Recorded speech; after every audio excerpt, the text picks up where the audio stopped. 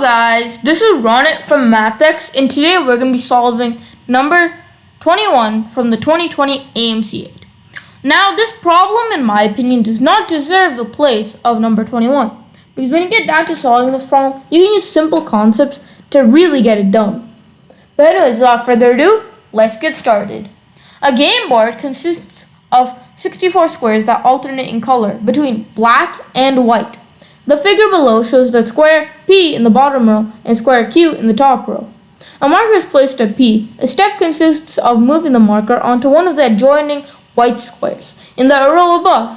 How many 7-step paths are there from P to Q? And the answer choices is 28, 30, 32, 33, or 35.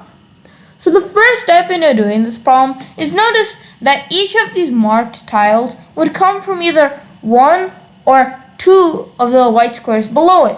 For example, this one comes from P, and this one could come from this white square or this white square.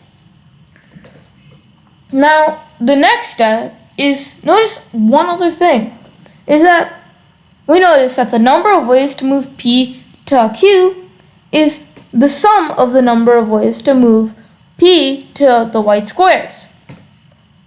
So now we can draw out where each of the numbers on each of these white squares would be.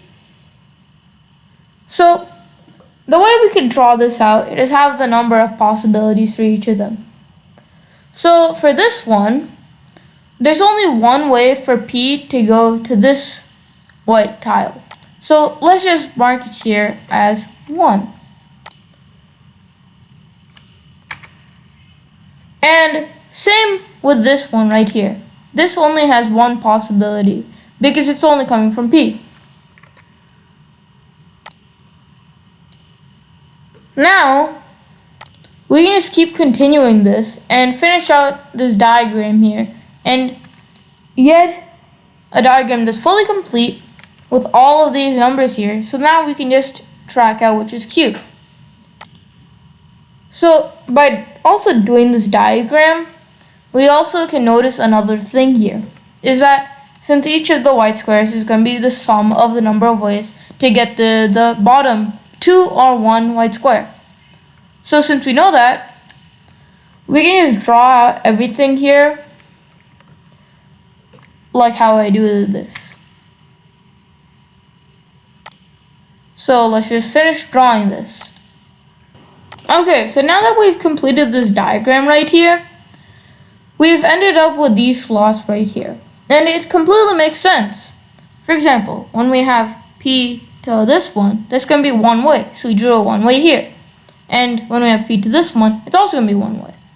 Now, since this white square comes from these two here, it would be the sum of the number of ways to get to those white squares. So it's 2 here.